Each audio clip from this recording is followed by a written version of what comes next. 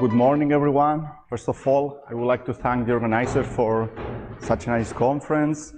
And also for letting me speak here today.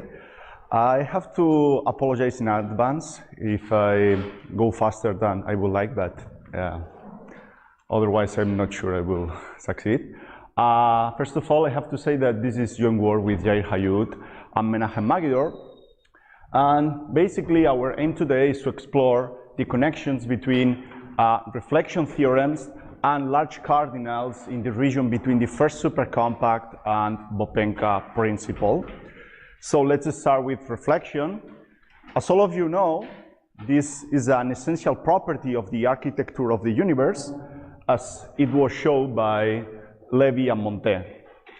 Basically, this theorem says that once you fix a complexity, there is a club class of ordinals that correctly computes the sigma n theory of the universe, but maybe with parameters in B alpha, okay? So morally, it says that the universe is too large to be describable or to be characterizable by a single property, okay? Moreover, Levy showed that this theorem is equivalent to the replacement, the axioms of replacement and infinity modulo the remaining set of C axioms. So this implies that this is an essential feature of what we understand by set theory, namely the theory of infinite sets. Okay, this is essential. This is an essential property. Reflection is an essential property, an essential feature of the universe of sets. So for this reason, many people, Gödel among others, have suggested that a good criterion to justify intrinsically new actions for on generalizations of the reflection theorem. Okay. Well, so how the classes Cn look like? Well, if n is equal 0, this is obvious, is the class of all ordinals. If n is equal 1, you can show that this is the class of all strong limit cardinals using Levy absoluteness. And which is most interesting is that once you take a complexity greater or equal than 2, then there is no local combinatorial characterization of the class of Cn cardinals. Namely, there is no property of whichever complexity such that this class can be characterized in the following terms. Namely, there exists some object, whatever, and there is some large enough level of the universe such that this level of the universe witness the formula. Okay, so this is pretty problematic. This implies that this class is pretty problematic to understand. For instance, if you want to study if you want to study the connections between Cn cardinals and forcing, okay? There is no kappa in the second side. Sorry? There is no kappa in the conditional on the third line. Third line? Yeah. Characterization of Cn. Okay, yeah. For instance, say kappa is a strong limit. This is characterizable in a B lambda. I mean, kappa is not a parameter, it's an element of your B lambda, if lambda is high enough. So it should be phi of kappa, I think? No, kappa is not a parameter. I mean, it's an element of your B alpha, because alpha is big enough.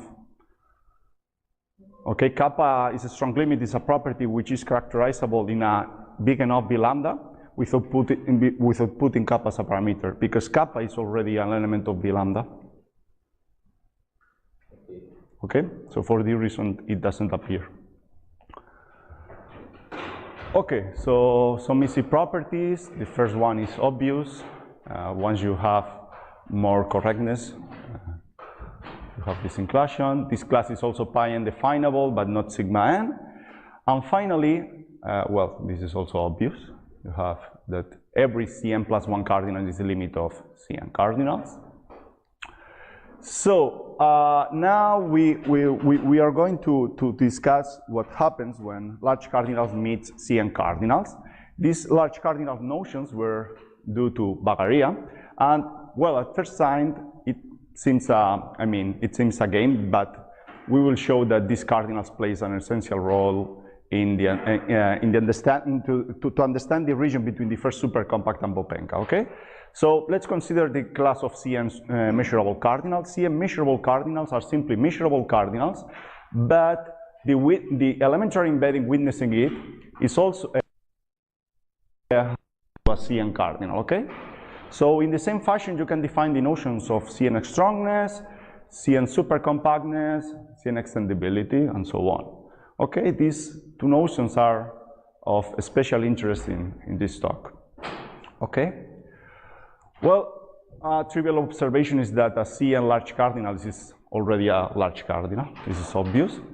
Moreover, it is important to say that the class of CN measurable cardinals and the class of CN strong cardinals do not lead to stronger large cardinal notions.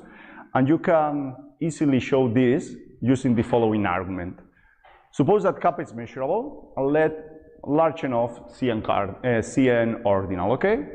So let's take a measure and some an elementary embedding witnessing the measurability of kappa, and simply iterate mu many times your elementary embedding. You will get an elementary embedding witnessing the measurability of kappa and also sending kappa to your mu, which was a CN cardinal. So measurable cardinals are already CN measurable, and you can also do the same things with CN strong cardinals, okay? So they don't lead to a stronger notion, so they are not interesting. But this is completely different with CN extendability. For instance, extendability is equivalent to C1 extendability. This is obvious because the targets are real fragments of the universe, so it correctly computes that they correctly compute that J kappa is an inaccessible cardinal.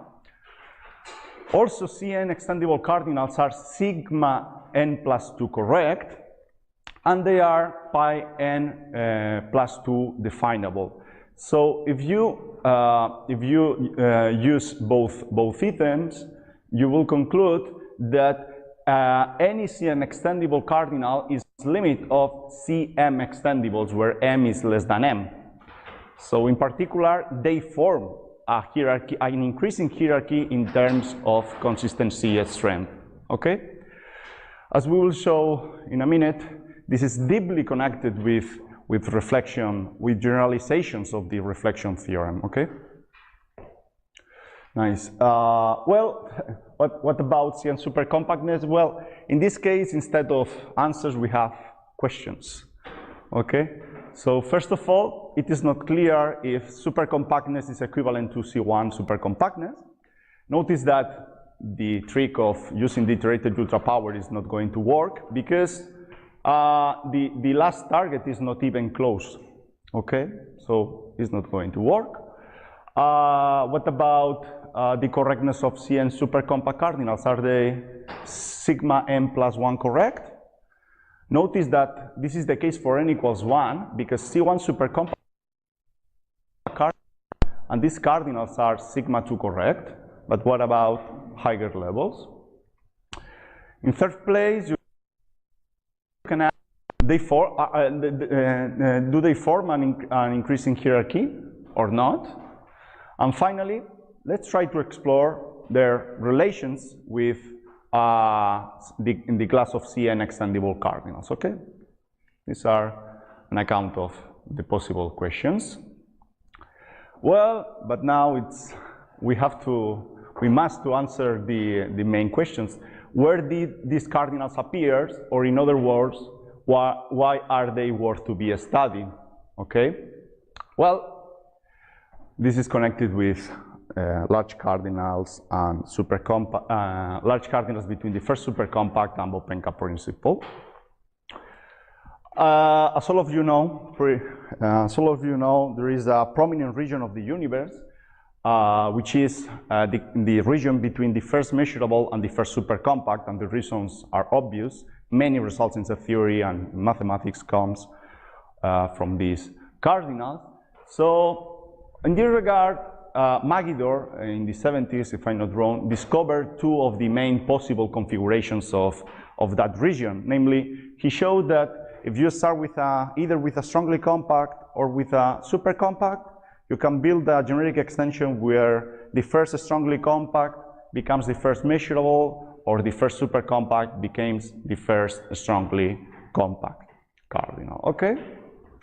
So the natural question will be, okay, what can we say about the immediate upper region, namely the region between the first supercompact and Bopenka principle? Well, let me remind you what Bopenka principle is. It's a pretty general model theoretic principle who says that if you take any proper class of structures in the same vocabulary, then there are two different structures and elementary embedding between them. So basically it says that proper classes are saturated in the sense that there are at least two structures with the same theory. Okay? So, well, it is worth to emphasize that this has pre consequences and stronger ones. For instance, it has a great impact over the architecture of B.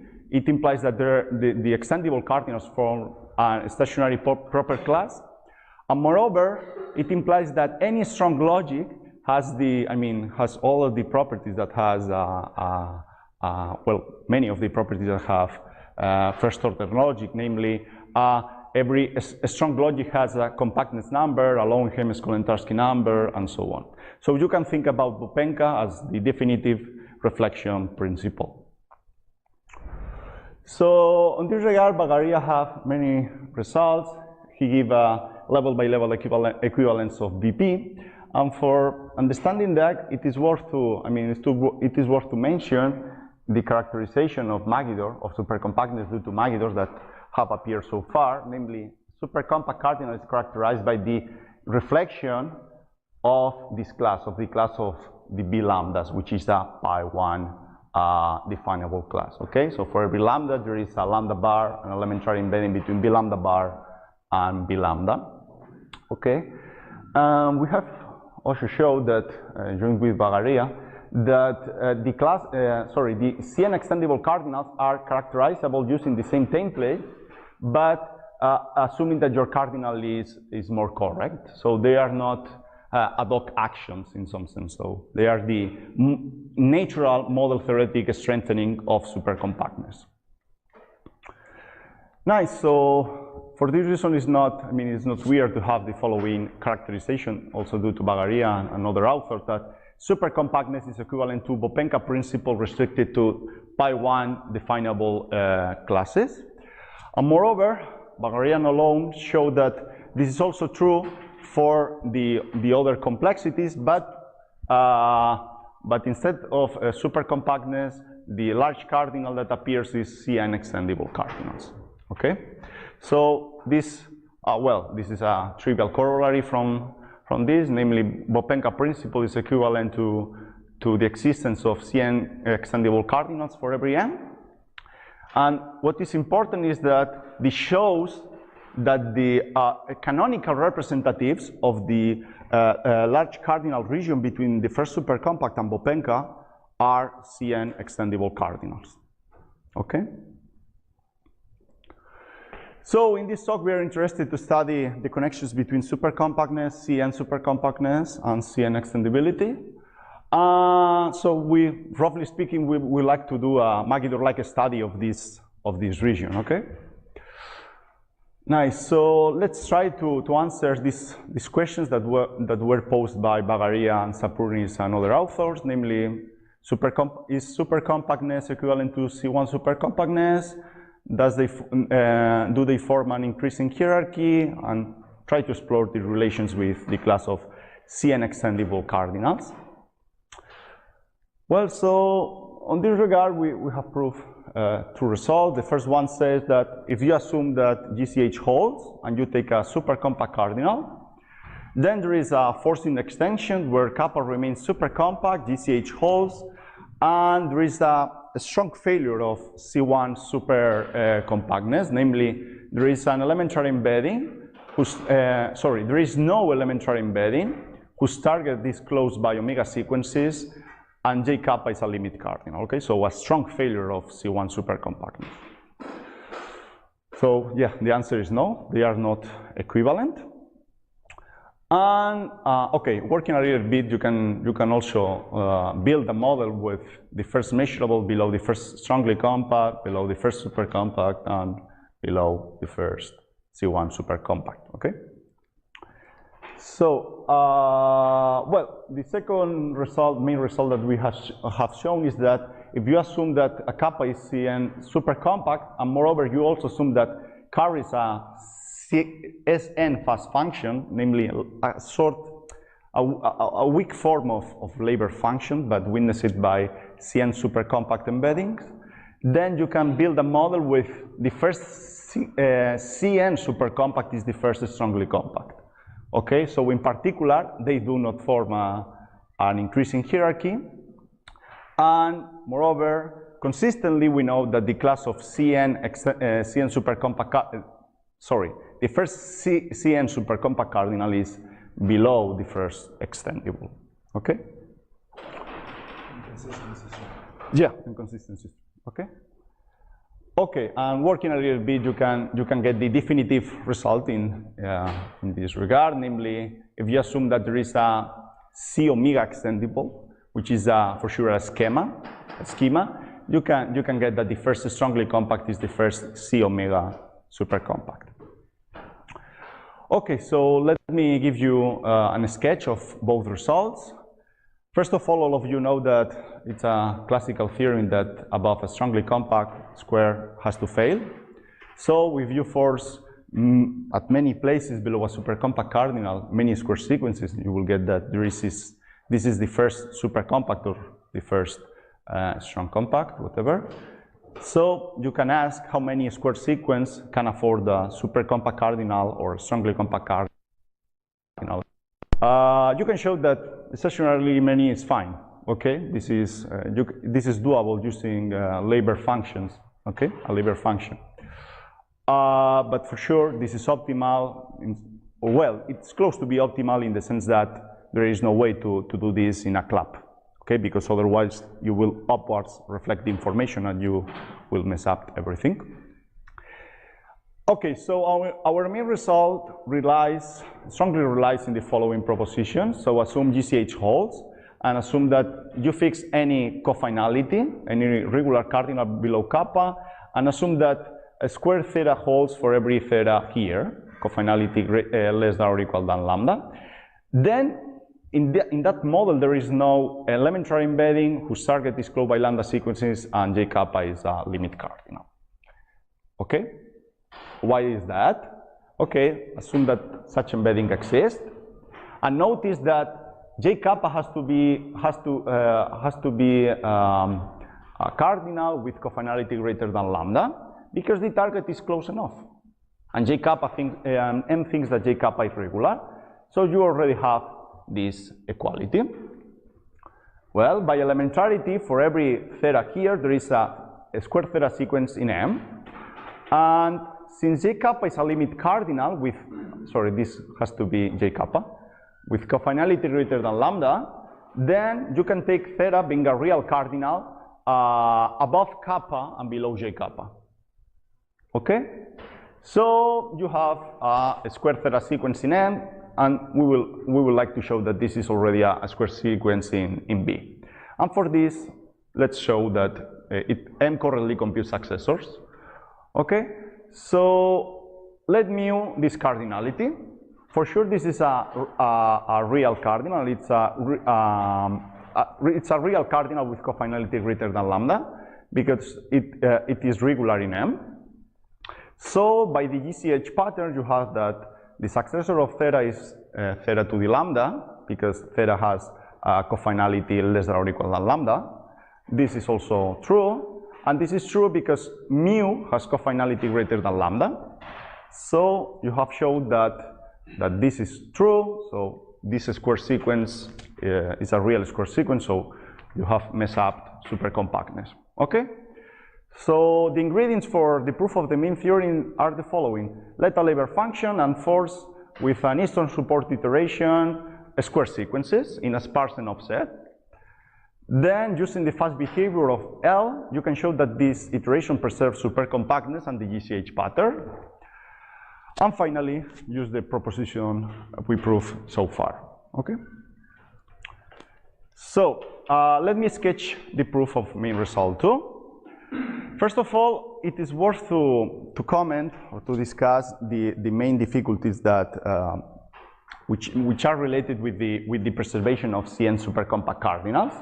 I have to say that the preservation of CN supercompact cardinals is pretty much harder than the preservation of supercompact ones.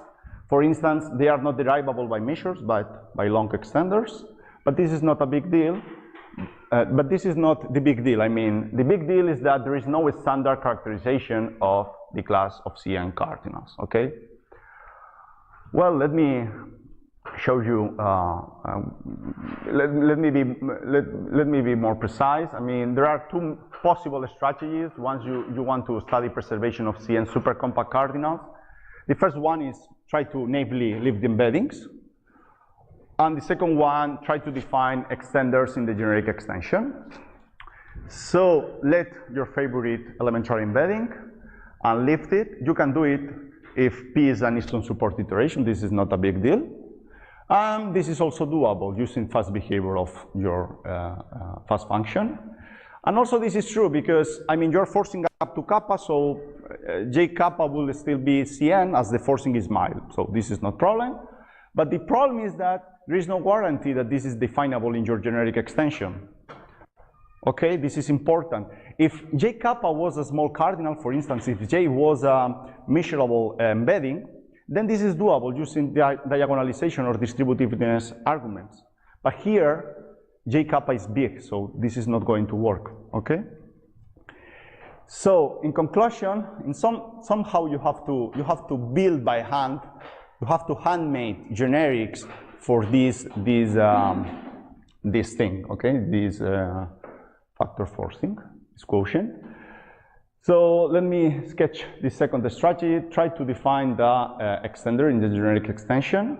So the naive or the natural candidate will be to consider the extender derived by the potential lift embedding, okay? Namely this thing. So, for instance, if M, your forcing is a Magidor iteration with close enough quotient, then these are nice measures, and you can also arrange things to get that the target is close by lambda sequences. But the point is, how can you make sure that G kappa is a CN cardinal? So, since we don't have a nice way to describe CN cardinals, the naive approach will be try to make sure that G kappa is your initial J kappa. Okay? So somehow we have to find extenders that we. Okay, let me quickly sketch the proof of main theorem 2. So assume that you have think about L as a Laber function, and let an elementary embedding witness supercompactness of kappa. So take kappa alpha be a collection of, say kappa is your CN supercompact cardinal, and take kappa alpha a sparse and offset of measurable cardinals below K. Okay? So, and also you have to assume that the supremum of kappa alphas, where beta is a limit cardinal, is less than your measurable cardinal. So this is what I understand by sparse and off. And consider the standard iteration for Magidor product, for forcing that your supercompact is the first strongly compact. So you can show that this forcing has a strong form of precrete property that allows you to have that all the generics of this forcing are basically point-wise generics for the precrete forcing. Okay? So, okay, let me briefly explain this. So what you do to build the generics for the quotient forcing is the following. you have your forcing here, you have your image of your forcing here. So you send all of these measurables to the same place, and you move many measurables above some fixed lambda. Okay, so here are measurables, and basically what you do is you iterate each measurable omega many times. So you get your generic using this iteration, and you can show that the lifting can be done. You also show that this is also possible because you are iterating above lambda and so on. And also this is true because because of the properties of the iterated ultra power. Well, this is a remark that I can skip. So, well, I'm finished, I'm done. This is a third result we proved joint with Menachem and Jair. It's a killing me softly result that says that if you start with a CN extendable cardinal, you can kill it, but preserving the degree of CM extendability you like, okay? And these are open questions. I will be happy if someone of you have any suggestions. So thank you so much. I'm sorry for the